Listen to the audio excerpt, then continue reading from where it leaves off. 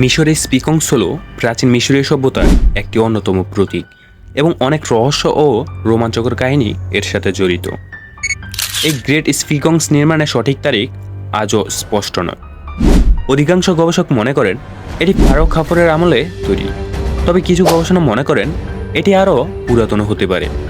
এর আসল উদ্দেশ্য কী ছিল তা আজও রহস্যময়। অনেকের মতে এর মুখমণ্ডলটি ফারো খাফরের অনুরূপে তৈরি। স্পিকংসের শরীরটা সিংহের মতো, কিন্তু এর মাথাটা মানুষের মতো। কেন এইভাবে এটি তৈরি করা হয়েছে তা আজও রহস্য। এর নাকটি বর্তমানে ভাঙা অবস্থায় আছে। এর নাক কিভাবে ভাঙা তা নিয়ে অনেক মতবাদ আছে।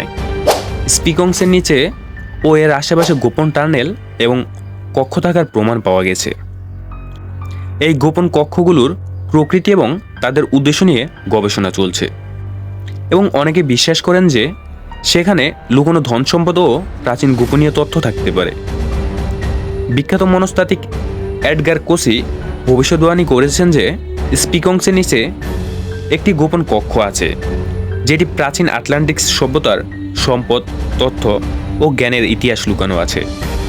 এই ভবিষ্যদ্বাণী স্পিকংস সম্পর্কে মানুষের কৌতূহল আরও বাড়িয়ে দিয়েছে। এখনও বর্তমানে এ সকল তথ্য উন্মোচনের জন্য বিজ্ঞানীরা দিনরাত গবেষণা করে যাচ্ছেন। তো স্পিকংস সম্পর্কে আমাদের ভিডিওটি এই অবধি। ভিডিওটি ভালো লাগলে লাইক, কমেন্ট, শেয়ার এবং সাবস্ক্রাইব করতে ভুলবেন না। এবং আমাদের ভিডিওর নতুন আপডেট পেতে চ্যানেলটি সাবস্ক্রাইব করে পাশে থাকা বেল আইকনটি অন করে দিবেন।